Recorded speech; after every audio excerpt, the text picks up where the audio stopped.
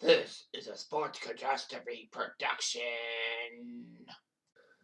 Hey there, hello there. It's Jeff Conadamo welcoming you to another Sports Catastrophe birthday boy. But no, it's not a birthday boy, it's a birthday girl. And a prestigious one at that. A lot of people say that basically, um, you don't really do women on birthday boys and all that. That's not on purpose or anything. But basically, this is not only a great woman in the field of things, she was a trailblazer for a group of people that have rarely gotten a lot of clean breaks in the past, and that's the Indigenous people. Not the Indigenous people of Canada, but the Indigenous people of Australia. Yes, this is Kathy Freeman. She will be 30. She is 48 years old today on February 16th. She's a former sprinter who was a 400-meter star. She actually was the Olympic champion at the 2000 Summer Olympics in Sydney, Australia, and she actually lit the Olympic flame. She was the first Australian Indigenous person to become a Commonwealth Games gold medalist at age 16 in 1990. Was that, I think? No. I was going to say that was in Canada, but no, that wasn't. But in 94, she won the 200 and 400 at the Commonwealth Games in Victoria, British Columbia. She took second in the 96 Olympics and won the 97 World Championships. She actually had injury problems in 98, and then she came back to win the 400 meters in the 99 World Championships.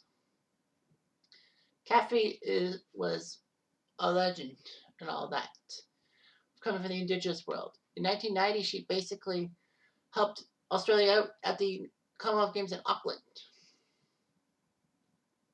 So basically, she was an icon and all that. In 96, she shocked everyone to take the silver medal in the 400 behind Marie-José Perec of France. So yeah, that was huge. Freeman surprised everyone by lighting the torch at the 2000 Olympic Games in Sydney and then actually competing in it. Usually, competitors don't light the torch. It's usually a legendary athlete who's retired or someone else.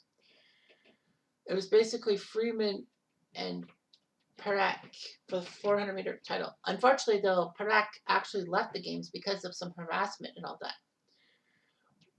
But Freeman won the Olympic title in 49 seconds, becoming the second Australian Aboriginal Olympic champion.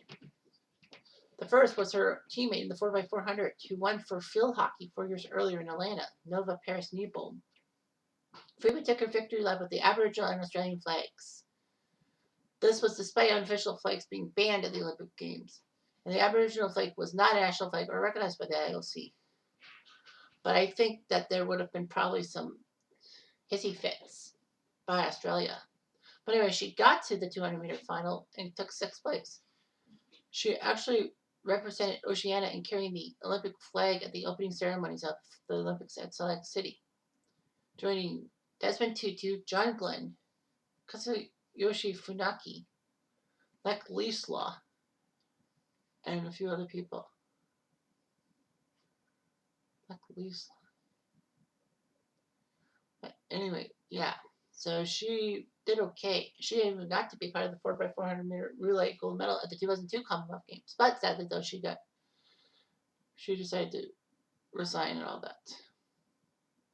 Basically, she's been ambassador of the Australian Indigenous Education Foundation, and she actually founded a foundation by herself to close the gap in education between Indigenous and non-Indigenous Australian children and all that.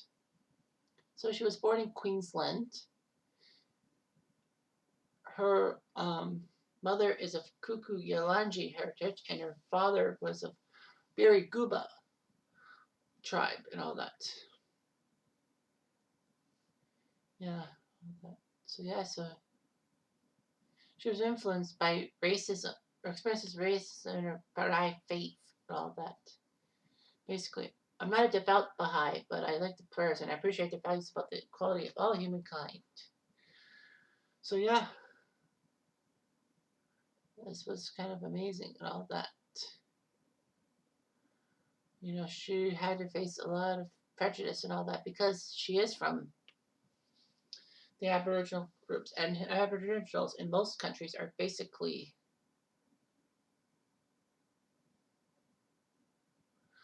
they have issues and all that.